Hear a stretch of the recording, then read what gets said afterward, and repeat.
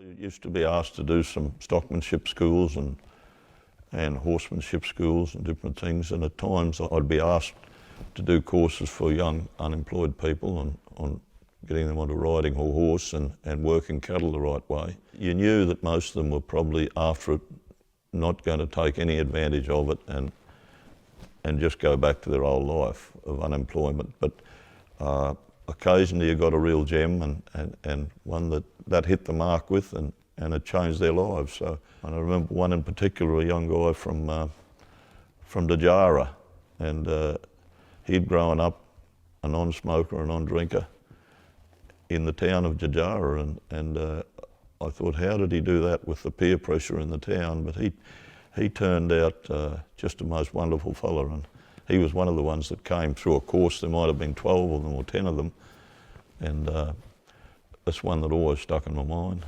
It really saddens me that to look at where we are today, because the same people aren't there anymore, or they're very rare. And a great example of that is we owned a property that joined Kowanyama, which is, as you know, a big Aboriginal settlement. And we owned a property called Colada, 500,000 acres. And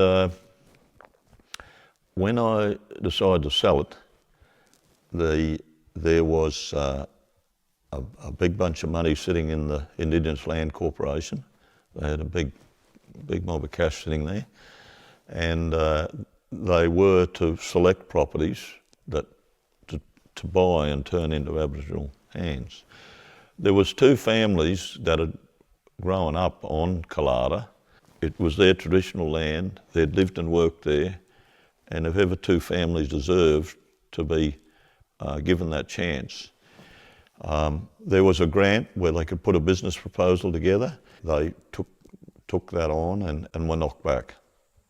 The reason given was that they couldn't train enough people there, but there's two types of training. There's the training that makes the people running the training business rich, where they just bundle them through and get paid for them with no long-lasting training at all, or do it slowly and do it properly and have a small number that you've succeeded with and have gone out into the world. So that little point really saddened me to think, and that was only in about 2012 that happened, when that money was there. I knew there was plenty of money sitting in the Indigenous Land Corporation. This truly deserving two families got put in a business case and got knocked back because they viewed it as not being able to train enough people. The Indigenous Land Corporation people that were assessing the case rang me and said, how many would you train? And I said, look, if you got 3 each year to learn enough to be able to go back to their settlements and say, I'm going to take over the cattle now, and this is how we'll run them. I know how to muster them, I know how to brand them, I know how to, you'd have done well.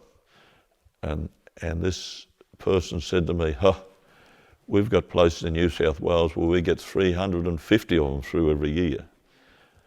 They bundle them through for a week and get paid, and they leave and they've learnt nothing. There's nothing lasting, and that was the sad outlook.